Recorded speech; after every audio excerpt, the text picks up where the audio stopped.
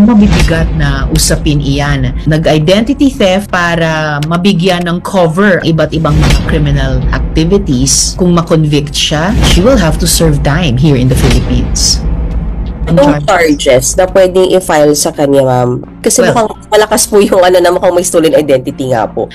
Based sa input sa mga resource persons from the different agencies, especially the Philippine Statistical Authority, ay yung cancellation nung kanyang deemed irregular na birth certificate. So we heard it from PSA na finoward na nila sa OSG yung ganyang rekomendasyon nila na OSG, as it is mandated, can be the one to cancel the birth certificate.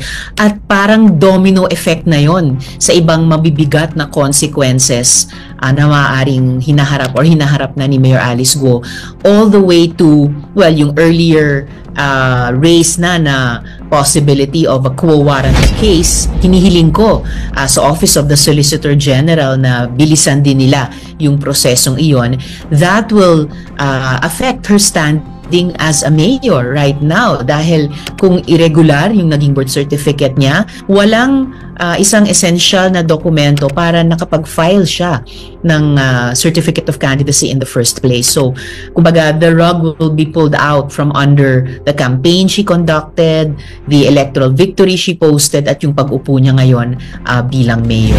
Mas mabigat ba yung consequence, ma'am, dahil nga tumakbo pa siya from public office after, kung totoo man, stealing an identity? Yes, because if she is proven to have stolen an identity and used that to run for public office, in effect, kung ang kaso na inaharap natin ay isang Chinese national who posed as a Filipino para makakuha ng isang elective office, at kasabay pa niyan nag-identity theft ng isang Pilipina para mabigyan ng cover ang mga pogo sa kanilang iba't ibang mga criminal activities, so mabibigat na usapin iyan. Kung makonvict siya, she will have to serve time here in the Philippines.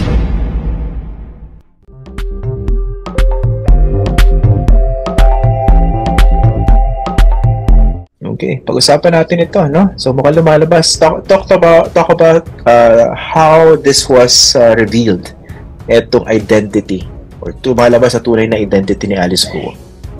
Marami talagang nagtulong-tulong dito, Christian, especially mga government agencies natin. I have to give credit to all of them. Very cooperative yung mga government agencies natin. Pag humingi kami ng datos, in 1 or 2 days, nasa committee na yung datos.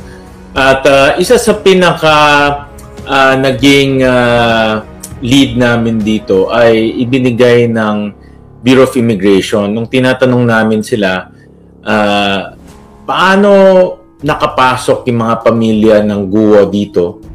At bakit hindi nyo mahanap sa computer yung pagpasok nila?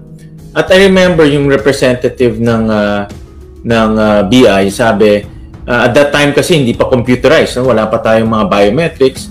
Sabi niya, pero meron kaming gustong kausapin, yung BOI, because parang nung tinignan nila yung dokumento, meron silang special investors resident visa. So we reached out to BOI, and nung nag-reach out kami sa BOI, true enough, pinadala nga yung picture ni Guo Huaping, yung bata. So pinadala, and then we showed it to the public na ito na si Alice Guo. Itong batang ito na si Guo Huaping ay si Alice Guo. Pero may kasunod pala yung letter ng BOI, meron palang biometrics. So pala, pag kumukuha ka ng Special Investors Resident Visa, they take your picture, yung most recent picture mo, kasi mag-i-issue sila ng ID. And then they take your biometrics, per thumb lang, no, ang kukunin nila. So kasama yung biometrics, pinadala rin nila yung thumb mark.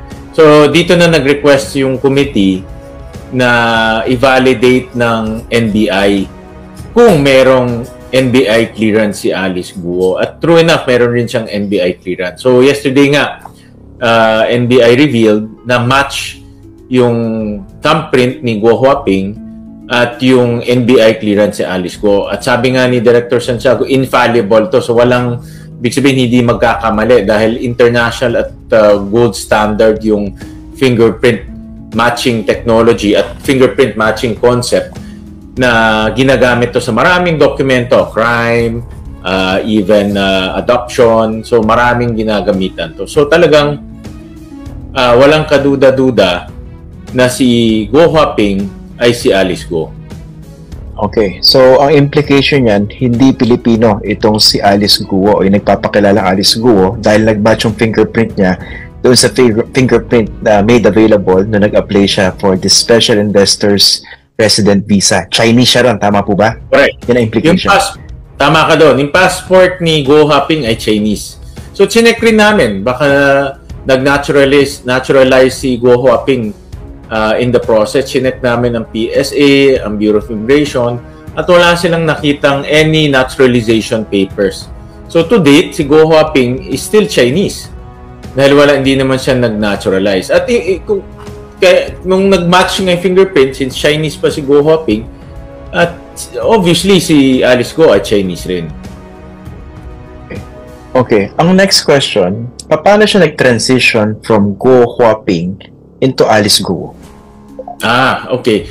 May nakita rin kaming unusual trend. Nung 2008 to 2011, si Alice Guo at si Guo Huaping in and out of the Philippines. Lumilipad sila, bumabiyahe sila. And si Guo Huaping was using her Chinese passport. So it goes to show that Guo Huaping and Alice Guo were using both their Philippine and their Chinese passport. Ginagamit niya itong dalawang passport. Pero tumigil siya noong 2011. Philippine passport nilang ginagamit ni Alice Guo. At the same time, in 2005, si Alice Guo, dito na lumabas yung kanyang fake birth certificate. No, dito na nagsinungaling yung kanyang ama na nagbigay ng mga fake information, at dahil nga Filipino yung doon sa fake birth certificate niya, Filipino yung father, si Amelia Leal, Filipino rin, yung anak magiging Filipino rin. Yung anak, itong si Alice Guo at yung tatlo pang mga kine-claim na kapatid ni Alice Guo. Okay. So ano po yung significance ng 2011 at bakit huminto na si Alice Guo sa paggamit ng Chinese passport? Hindi namin alam kung bakit. Maybe siguro gusto niyang ma-establish na Filipino na siya talaga. Hindi namin alam particularly kung bakit. Pero ang hinala namin, meron pa rin siyang Chinese passport ngayon. Wala lang kaming evidence. No? But ang hinala ko meron. Because yung father niya Chinese, yung biological mother niya Chinese, walang dahilan din kung hindi niya i-renew yung Chinese passport niya. Hindi lang niya ginagamit. So, basically, parang merong isang tao, dalawa identities na lumalabas, no? Tama po ba? So, Chinese, Guo Huaping, tapos Alice Guo. Tama. Okay. Tama. But ang totoong pangalan niya is Guo Huaping. Nung naging alias niya lang niya itong si Alice Guo dito sa Philippines. Paano niya nakuha yung Alice Guo o yung Alice Leal Guo na pangalan?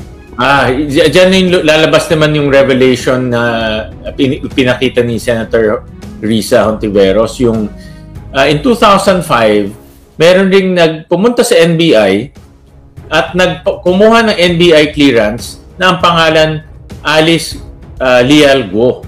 Na the same birthday, iba lang yung address. No? At may biometrics rin tong tao. No? So, hindi namin alam kung sino yun, kung totoong tao ba yun, kung computer glitch yun, o kung yung NBI ba ay nagkamali lang. We requested NBI to investigate further.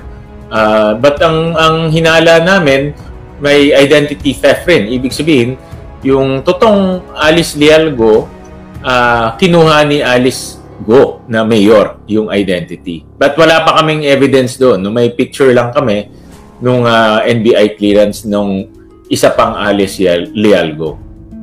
Kasi pareho po, no? First name, middle name, tsaka last name, same birthday. Pero magkaiba na itsura, di ba? Ibang tao. Correct. Magkaiba yung itsura, pero ang totoong birthday kasi ni Guo Huaping is August 31. No, hindi, I think July yata yung kay Alice, kay Mayor Alice Guo. So, obviously, even yung birthday niya peke, sinungaling rin. yung kanyang birthday, hindi totoo yun. Yung totoong birthday niya is August 31. Kaya nga, to be honest, Christian, lahat ng nasa birth certificate niya kasi nangalingan eh. Even birthday, hindi nila sinabi yung totoong birthday, peke rin yung birthday niya doon. In fact, yung year, hindi totoo. Her birth year, today, ang kanyang claim, she's 38 years old. Pero doon sa kay Guo Huaping, -3. So mga 34, 35 lang si Guo Huaping. Pag ganyan ba, ano bang options available? Dapat pa DNA na yan or whatever? Ano bang pwede pang gawin ng Senado? I think ang pinakamatibay ay itong fingerprint matching. Wala na itong, kumaga wala nang lusot. Si Guo Huaping ay si Alice Guo. Talagang, ano na yan, it's a gold standard for identification. Kaya, yan ang pinakamatibay na pwedeng gamitin ng gobyerno natin. May information to ba kayo, Senator, kung paano niyang nakuha yung identity ng real Alice Guo? Kunwari, meron ba yung parang sindikato involved? Baka naman meron tagaloob din ng NBI ito. Pero, paano kaya? Hindi namin alam, no? But that's a very good question. Kasi may mga instances, like for example, may isang hearing sa Blue Ribbon, tinignan rin itong case ng late registration. Meron silang na-detect na mga peking birth certificate na galing sa mga patay or galing sa mga sa malalayong lugar. So, totoong tao sila pero patay na. Or totoong tao sila pero hindi doon sa bayan na yun, sa ibang bayan. So, may mga ganun na cases rin nakita ang PSA when they were investigating the late birth certificates through late registration. Nakakatakot to, Senator, no? Ibig sabihin, pwedeng ordinaryong Pilipino, hindi mo alam, meron pala nag-i-exist na isa pang tao, ginagamit yung lahat ng information about you. Parang ganun po yan, no? Tama ka doon, nakakatakot yan. Kasi pwede siyang, for example, ito ngayon, si Alice Guo, I'm sure mabablacklist yan sa Bureau of Immigration. Pag yung totoong Alice Guo, lilipad or will pass through our immigration, mahihinto siya doon. Or kung magkaroon ng criminal issue itong si Mayor Alice Guo, lalabas yun sa records, baka pagkamalan yung totoong Alice Guo na itong pareho lang sila, no? So ano yan, magiging complication rin yan. But so far, parang walang lumalabas naman itong isang Alice Leal Guo, parang wala pang lumalabas kung sino talaga siya. So tuloy pa rin ang investigation ng NBI dyan.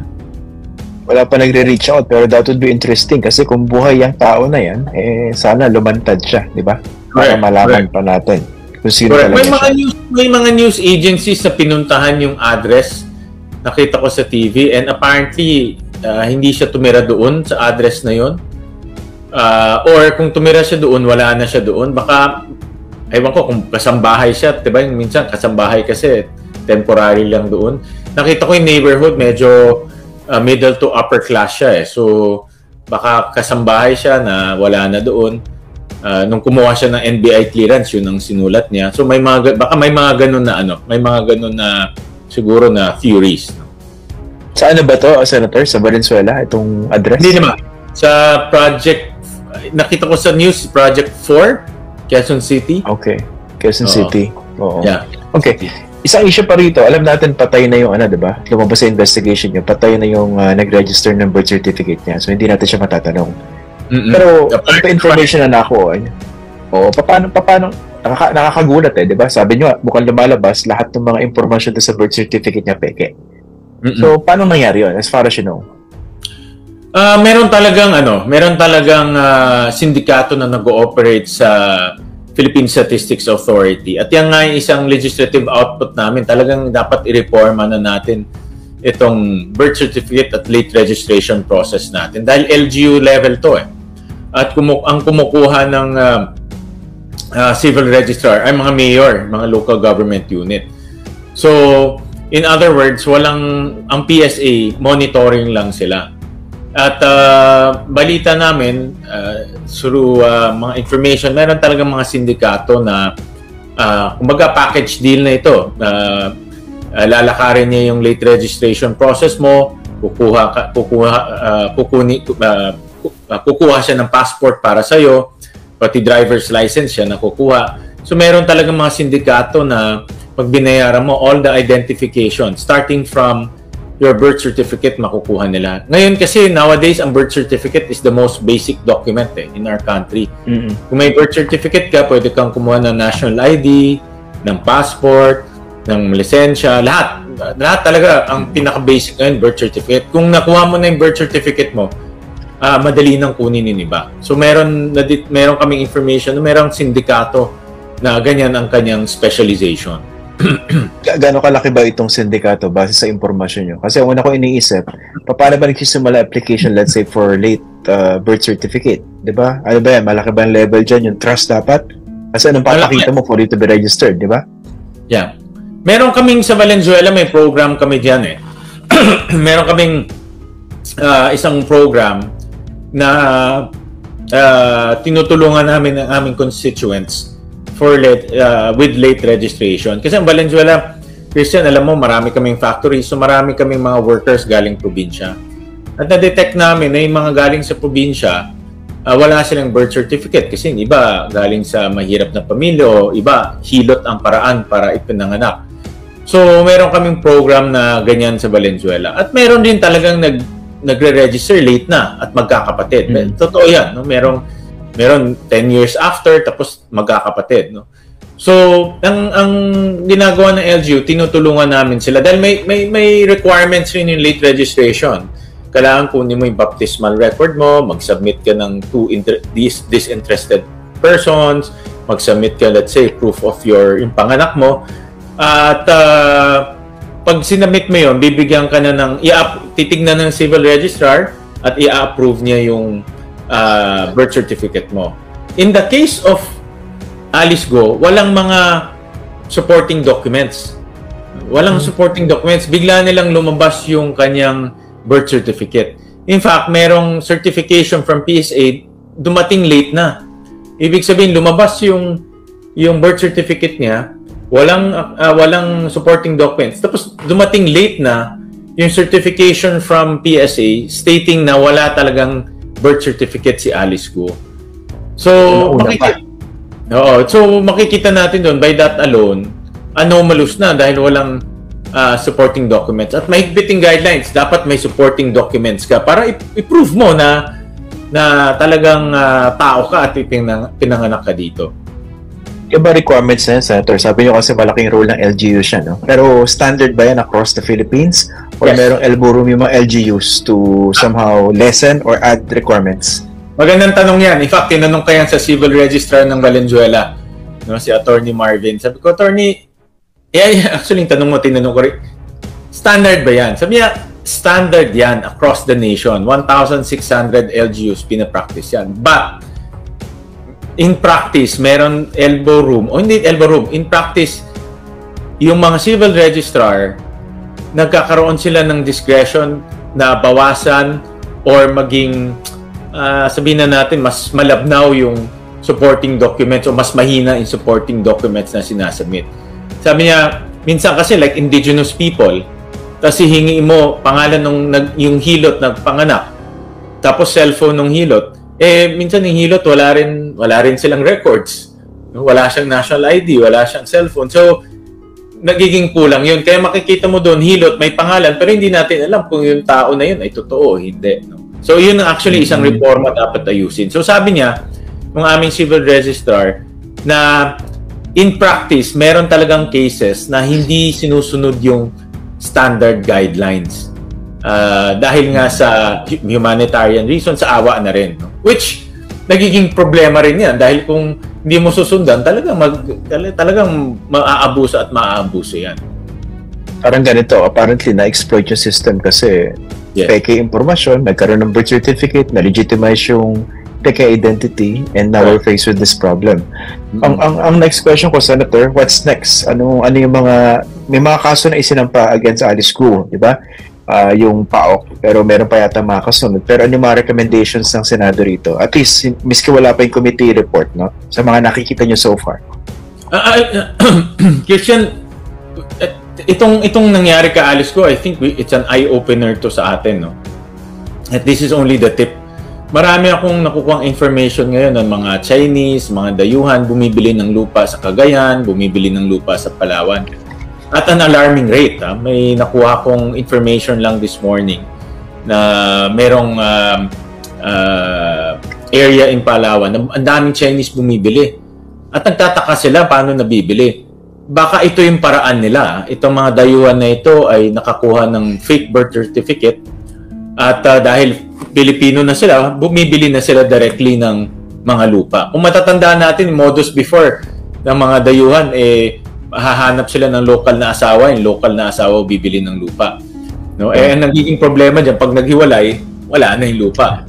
So ngayon, ang ginagawa nila, sa asawa na. So ang ginagawa nila ngayon, kukuha sila ng fake birth certificate, magpapanggap sila Pilipino, wala namang magtatang, bibili sila ngayon ng lupa. So, it might be, baka maging nagiging modus na rin ngayon. Kasi marami ako naririnig na report na ganyan at gusto namin maimbestigahan kung ganyan ba yung naging butas. Okay. Gusto ko rin pag-usapan specifically, Senator, yung local, no? Yung local politics sa Bamban. So, based na naman sa mga lumabas sa investigation nyo, so Alice Guo was instrumental in putting up that huge Pogo hub sa Bamban. Kayo, matagal kayo sa local government, no? Ngayon, suspended si Alice Guo. Pero lumalabas, hawak niya yung konseho, di ba? So, majority of them supports her. Tapos yung mga tao sa Bamban, hindi out of the question na kung tumakbo siya uli sa 2025, mananalo siya uli kung hindi siya matanggal by Comaranto. So, siguro doon tayo sa political aspect, no? Ano ba yung mga options para at least naman matanggal, ma-excise siya doon sa kanyang situation kung saan kontrolado niya yung local politics. Alam mo, Christian, sa mga normal na tao na katulad natin, I'm sure ikaw rin, pag isang beses ka lang magsinungaling, parang ang bigat na sa puso mo di ba?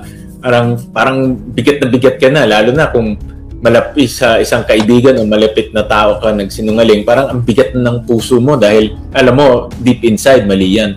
Iba si Alex Guo, talagang ang buhay niya punong-puno ng kasinungalingan. Nabubuhay siya sa sinungaling. Araw-araw, minuto-minuto, segundo-segundo. Dahil pinanood ko yung kanyang campaign speech Sinabi niya point blank, ako ay Pilipino, tatay ko Chinese, ngunit nanay ko Pilipino ako at gusto kong maglingkod sa inyo. Pero alam niya na hindi siya Pilipino. Alam niya na hindi siya karapat-dapat tumakbo. Pero she lives in lies At ibang klaseng tao yung ganun. Hindi katulad natin yan na normal na nakukonsensya. Hindi siya nakukonsensya magsinungaling segundo-segundo. At even pumunta sa Senate, napanood mo naman yung Senate hearing. Talagang from start to end, puro kasinungalingan. At now, alam natin katotohanan. So, ibang klaseng tao siya Hindi siya normal na tao. Kaya, hindi malayo na siya rin ang may pasimuno ng Pogo at Pogo Hub in Bamban. At ang ebidensya, mabigat na rin. Lumadalabas na rin yung ebidensya sa human trafficking. Even tax evasion ngayon, lumalabas na. So, siya ay talagang built to lie. No? Marunong talaga siya magsinungaling. At ngayon, nakikita natin na malalim yung kanyang galamay pagdating rin sa Pogo dahil meron ring mga information kami na konektado rin siya dito sa Porac na Pogo Hub. Sige, bago natin puntahan yung connection niya dito sa Porac, no, na binisita nyo. Okay, built to lie yung sinasabi niyo, no? Di ba tinanggal na siya sa NPC? You're a member of the Nationalist People's Coalition po, no? Tama. Yes. Technically, alam natin yung takbo ng politika sa Pilipinas. It doesn't matter kung NPC ka o hindi, kung wala kang partido. Basta hawak mo yung local politics, mananalo ka dyan, di ba? Tama ka dyan. Tama ka. So, actually, magandang tanong yan, Christian, because nung umikot ako sa Bamban, I went around Bamban at na-curious ako, ano ba yung Bamban? Bakit doon nagpatayo yung Pogo? At nakita ko may mga support tarpaulins, no? I'm not sure kung yun ay concerted effort or individual, but dapat malaman din ng mga kababayan natin sa Bamban na naloko sila. No? Naloko sila nitong taong to, nagsinungaling, nagbigay ng maling impormasyon, talaga nagsinungaling para makuha yung boto at proteksyonan yung negosyo niya sa Bamban. Yun ang objective Manalo, proteksyonan yung yung Pogo Hub sa Banban. At ang nakakatakot dito, Christian, kung hindi pa natin natuklasan to, tuloy-tuloy na ito. Magko-congressman na yan, maggo-governor na yan. Sa laki ng perang umiikot, lahat pwede niyang gawin eh. By the way, nung bumisita kayo sa Bamban, hindi ba kayo tinitigan na masama ng mga tao? Sa kotse lang ako. Hindi ako bumaba ng sasakyan. I was advised, wag ka na bumaba. Kasi na-curious lang ako. Sa lahat ng lugar, bakit Bamban? Ano meron doon na wala ang Valenzuela, o wala ang Makati, o wala ang Quezon City? So wala eh. Banban is a third-class municipality na very agri-based, very agriculture, tsaka poultry, piggery-based na lugar. At kaya nga siguro dyan na-invento ni Alice yung lumaki sa farm, no? Because it's really a farming area. So, hindi ako bumaba doon kasi sabi ng mga security, wag na. Sen. Buti nga, hindi kayo pinepresyonan ng grata, kayo ni Rizzo Ontiveros eh. Pwedeng gawin yun. Hindi, at atin naman para sa kabutihan rin ng lahat, no? Hindi lang naman to pang nasyonal, kundi para sa mga kababayan natin sa Banban dahil sila ay naloko. Kung imagine kung si Alice Go pa rin ang mayor dyan, itong Pogo Hub, tuloy-tuloy yan. Tuloy-tuloy mag-ooperate yan at katulad na nakita natin sa Porac, yung torture. Doon sa Porac kasi nakita rin namin na meron ng mga Pilipino na kinulong doon eh. At may evidence. Hindi lang Chinese or foreigners. Hindi lang. Pati yung mga local na rin. Dahil nga, lalo na yung mga prostitutes, no? Yung mga kababaihan na dinala doon ng bugaw. Kasi may nag-confess na bugaw eh. Siya nagdadala ng babae doon. At hindi na pinapalabas yung mga kababayan natin. Once na nandoon ka, hindi ka na palalabasin doon. So, just imagine gravity nung crime doon. Parang ginagawang sex slaves dun sa Pogo Hub. Nakita kasi namin, Christian, yung configuration. Sa baba, KTV. Sa taas, mga kwarto, parang motel. Tapos sa taas niya yung tulugan ng mga babae. Ang laki. Siguro, ina-estimate namin mga 60 plus na kama eh. So, siguro 60 plus na babae kaya doon. No? At may bugaw na nag-confess na siya yung nagdadala ng babae. Of course, may sinasabi niya, hindi wala siyang kinalaman. Pero siya talaga yung may connection doon. At ang sinabi na, pag andoon ka na, hindi ka na palalabasin, doon ka na matutulog, bababa ka na lang doon sa KTV para mag-entertain ng customers. So, lumalabas yung hub na to, parang isang city on its own. Tama ba? Yes. It's a self-contained facility. Yan ang nakita namin common sa mga Pogo Hub, Christian. Self-contained siya. Wala nang labasan. At isa pang common sa mga Pogo Hub, lahat sila may safety deposit box. At pag bubuksan yung safety deposit box, andun yung pera, nandun yung passport, andun yung SIM cards. Common yan sa lahat ng safety deposit box. So, ang school of thought, ang chain of thought ko nga, itong mga operator na ito, iisa lang. Kasi parang template siya eh. No, dinadala lang sa iba-ibang lugar, templated siya. At again, hindi ko lang masabing detalye, pero according to PAO, yung mga foreign criminal syndicates, yung mga sindikato, na-detect nila na pare-pareho lang. Iisa yung iba't pare-pareho, at umiikot-ikot lang sila sa iba't ibang parte ng ating bansa. Okay, so mayroon silang protocol sa sinusunod sa iba't ibang Pogo Hubs. Yan. Meron silang template na sinusunod. Template, okay. Self-contained. Yung safety deposit box for what yun? Para safekeeping ng ano? Safekeeping ng passports. Kasi yung mga foreigners na dinadala nila doon, wala na rin labasan yun.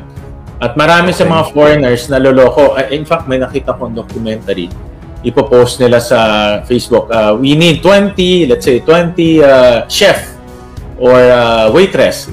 We will pay, let's say, $1,000 or $2,000. Pagpunta ng 20 dito, kunwari, dadalhin sa restaurant o gagaling sa resort, kukunin yung passport, ikukulong na doon, itatago na yung passport. May mga ganun rin na kwento at testimonies na nakuha yung Grabe. Human trafficking talaga yan at nakakaya. Pilipinas pa yung nagiging hub. Yung, ito pala, bago ko puntahan yung sinasabi niya na connection ni Alice Go dito sa Porac, Pampanga, Pogo Hub.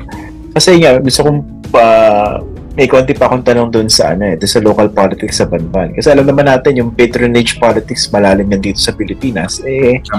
Miski issue sa atin siguro, tsaka sa maraming Pilipino, hindi naman Pilipino yan pero doon sa mga natulungan niya dahil sa patronage politics na pinalaganap niya sa Bamban, pwedeng iba pa rin yung iniisip nila At kung makatakbo siya uli next year, iboboto pa rin siya. So problema niyo pa rin siya hanggat di siya natatanggal, di ba?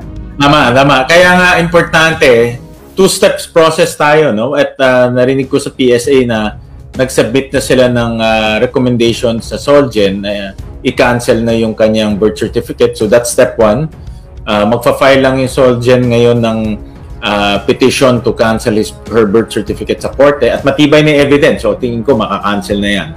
At pangalawa, co-warranto case para matanggal siya sa pwesto. Dapat mangyari na rin yan bago October of 2020 this year, 2024, dahil filing of candidacy na. No? So,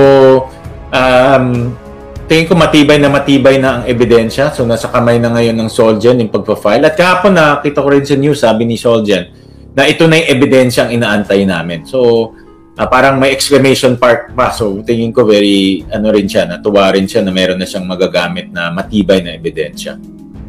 Isang palang danger yan. Paano kung matanggal o hindi na makatakbo si Alice Guo dahil tatanggalin siya by co-warranto, yung susunod, baka naman yung pumalit sa kanya, hawak din sa leg ng mga pogo. Diba? Yan ang mga nakakatakot Nakakatakot talaga. Kaya ang laking perang umiikot Ang fact dito, Christian, malaking perang umikot. And nakita rin namin dito sa case ni Alice Guo na yung pera hindi dumadaan sa formal channels natin.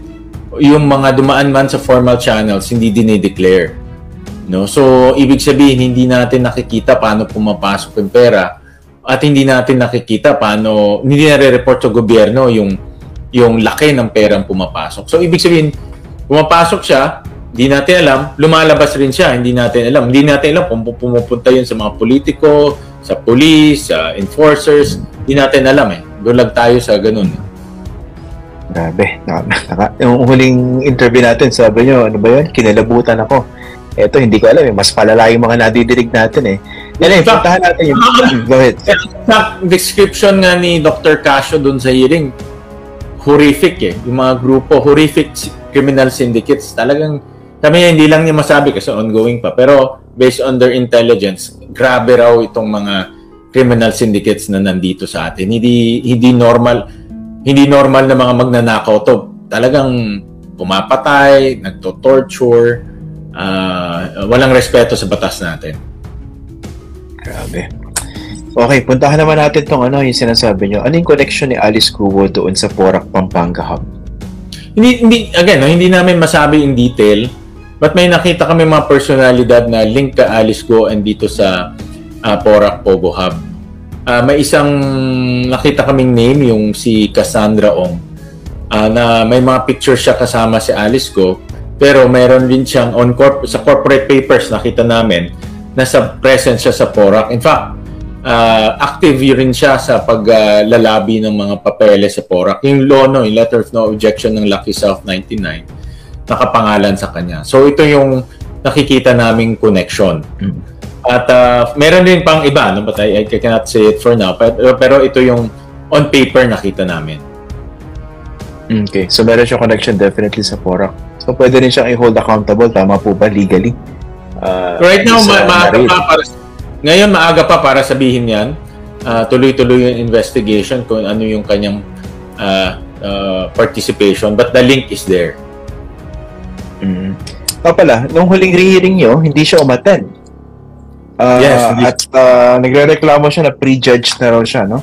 Kailan po ba yung susunod na hearing nyo kung meron pa? And will she be invited again? May subpoena na in-issue ang committee, so she is compelled to attend. Wala pa kaming date, no? Maybe initially nasabi sa akin 2 weeks from now. Pero wala rin kasi yung mga may-ari ng Lucky South 99 at yung Whirlwind Corporation. On paper kasi ito yung mga applicant dito sa Porac at sila dapat ang managot. No? On paper sila may-ari, so on paper sila yung applicant, on paper sila yung may lisensya. Dapat silang managot at ipaliwanag nila kung bakit may criminal activity sa loob ng compound nila. May lumalapit na rin pa sa inyo bukod dun sa isa na lumapit yata kay Senrisa. Yung pangalan naman niya, identity niya, ginamit for the incorporation papers. Wala siyang idea, di ba? Meron kaming mga ganun na na nakita rin at nakausap. Pinuntahan kasi namin one by one yung mga incorporators at sinabi nila na hindi sila connected. At ako naniniwala dahil may nakita kaming but 3 incorporators, ang bahay nila barong-barong. Parang imposible naman na incorporator to ng Pogo na napakalaki, no? So meron ding nakita kaming ito consistent din sa mga Pogo na gumagamit sila ng hindi peke, pag gumagamit sila na tao na walang kinalaman doon as incorporators para mawala ka, hindi mo mahanap Hindi mo mahanap. Ang SEC naman, ministerial lang, tanggap lang sila ng tanggap. Kahit sino isulat mo doon, tatanggapin nila. At na-detect namin, yan rin ay same modus sa ibang mga Pogo hubs. Hindi ba yan? Baka naman binayaran yung iba para gamitin yung pangalan or identity nila for the incorporation papers. Possible yan. Possible rin yan. Yan ang dapat maimbestigahan mabuti, no, kung nagamit nila. But at least yung pumunta sa hearing kahapon, parang wala ako naman na-detect na salbahe siya or ano. But then again, these are all just gut feel, no? But dapat maimbestigahan rin yan. Ito lastly, Senator, alam ko very busy kayo, no? Nung nakausap ko si PAOK spokesman Winston Casio, napag-usapan namin yung gaano kaliit yung organization nila given na sobrang dambuhala yung problemang kinakaharap nila. So, on the part of the Senate, kasi maglalabas naman kayo definitely ng committee report, di ba? And dito, ginagawa nyo rito in aid of legislation. Ano ba yung mga nakikita nyo so far na pwedeng gawin naman para palakasin itong isang ahensya na ito na napaka-importante ng trabahong ginagawa? Ang PAOK kasi is Presidential Anti-Organized Crime, no, Task Force. So talagang ang kanilang trabaho bumuwag ng mga organized crime. Ito yung mga sindikato. At meron lang silang 40 tao sa kanilang organization. At nagre-rely rin sila sa tulong ng CIDG, ng PNP at iba pang sa BI. Kaya hirap rin sila dahil kung hindi gagalaw yung iba, hindi naman nila pwedeng sugudin yung lugar kung walang police assistance. Kaya nakita ko na itong pagsunod ko sa Pogo, nakita ko na napaka-effective sila. No? In fact, kaya nilang mag-operate ng tahimik lang at successfully nila nagagawa rin yun. No, at isa sa mga recommendations ko personally at nasabi ko rin to is to increase their manpower and support, not only for Pogos but for other organized crimes dahil itong organized crimes naman tuloy-tuloy sa bansa natin. Dapat buhusan ng budget yan. Malapit na kayo mag-budget season ulit, no? September. Correct. Okay. Sige, Senator, alam ko busy kayo at kayo mismo konting staff nyo doing all these things. Well, thank you very much for joining us today. Maraming salamat at ingat po kayo. Mahirap yung trabahong ginagawa niya. Thank you. Para sa iba pang karagdagang mga balita at impormasyon, ay huwag po nating kalimutang mag-like, share at comment sa video na ito, at huwag po rin nating kalimutang mag-subscribe to continue supporting us. Maraming salamat po sa inyong panonood, at naway tangkilikin po ninyo ang aming YouTube channel.